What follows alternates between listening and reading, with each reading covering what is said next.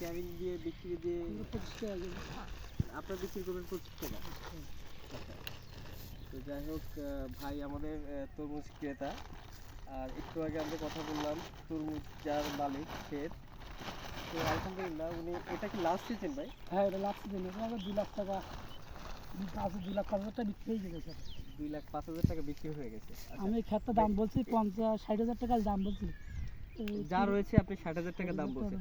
আসলে জায়গাটা যা তরমুজ আছে ভাই, একটা ওই যে শিলাপোতা আছে হ্যাঁ ওই পর্যন্ত রেঞ্জ থেকে যা তরমুজ আছে ভাই 60,000 টাকা বলছে, কিন্তু আসলে যিনি মালিক উনি দিবে না।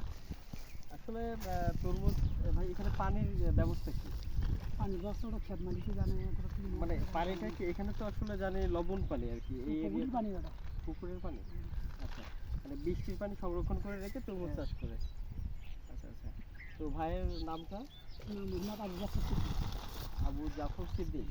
আচ্ছা, ভাইয়ের বাসা রতনপুর, কালীগঞ্জ কালীগঞ্জ থানা। কালীগঞ্জ উপজেলা রতনপুর থেকে ভাই এসেছে তরমুজ কিনতে, এবং ভাই তরমুজ ব্যবসায়ী করে। তো অবশ্য কৈখালীর ভালো তরমুজই আপনাদের সবাইকে খাওয়াবে, ভাইয়ের কাছ থেকে তরমুজ নেবেন।